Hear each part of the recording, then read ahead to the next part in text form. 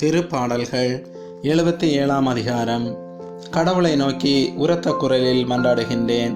கடவுள் எனக்கு செவி சாய்த்தருள வேண்டும் என்று அவரை நோக்கி மன்றாடுகின்றேன். என் துன்ப நாளில் என் தலைவரை நாடினேன். இரவில் அயராது கை கூப்பினேன். ஆனாலும் என் ஆன்மா ஆறுதல் அடையவில்லை.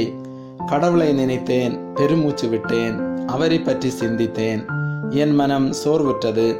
என் கண் இமைகள் மூடாதபடி செய்து விட்டீர். நான் கலக்கமுற்றிருக்கிறேன். என்னால் பேச இயலவில்லை. கடந்த நாட்களை நினைத்து பார்க்கின்றேன். முற்கால ஆண்டுகளை பற்றி சிந்திக்கின்றேன். இரவில் என் பாடலை பற்றி நினைத்து பார்த்தேன். என் இதயத்தில் சிந்தித்தேன். என் மனம் ஆய்வு செய்தது. என் தலைவர் என்றென்றும் கைவிட்டு விடுவாரோ? இனி ஒருபோதும் ஆதரவளிக்க மாட்டாரோ? அவரது பேரன்பு முற்றிலும் மறைந்து விடுமோ?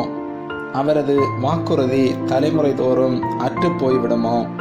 கடவுள் இரக்கம் காட்ட மறந்து விட்டாரோ? அல்லது சினம் கொண்டு தமது இரக்கத்தை நிறுத்திவிட்டாரோ? அப்பொழுது நான் உன்னதரின் வழக்கை மாறுபட்டு செயலாற்றுவது என்னை வருத்துகின்றது என்றேன். ஆண்டவரே, உம் செயல்களை என் நினைவுக்கு கொண்டு வருவேன். முற்காலத்தில் நீர் செய்த வியத்தகு செயல்களை நினைத்து பார்ப்பேன். உம் செயல்கள் அனைத்தையும் பற்றி தியானிப்பேன். உம் வலிமை மிகு செயல்களை பற்றி சிந்திப்பேன். கடவுளே, உமது வழி தூய்மையானது. மாபெரும் நம் கடவுளுக்கு நிகரான இறைவன் யார்? அரியன செய்யும் இறைவன் நீர் ஒருவரே. மக்களினங்களிடையே உமது ஆற்றலை விளங்க செய்தவரும் நீரே. யாக்கோபு, யோசேப்பு என்பவரின் புதல்வரான உம் மக்களை நீர் உமது புயத்தால் மீட்டு கொண்டீர். கடவுளே, வெள்ளம் உம்மை பார்த்தது. வெள்ளம் உம்மை பார்த்து நடுக்கமுற்றது. ஆழ்கடல்களும் கலக்கமுற்றன. கார்முகில்கள் மழை பொழிந்தன. மேகங்கள் இடி முழங்கின. உம் அம்புகள் எத்திக்கும் பறந்தன. உமது இடி முழக்கம் கடும்புயலில் ஒலித்தது. மின்னல்கள் பூ உலகில் ஒளி பாய்ச்சின.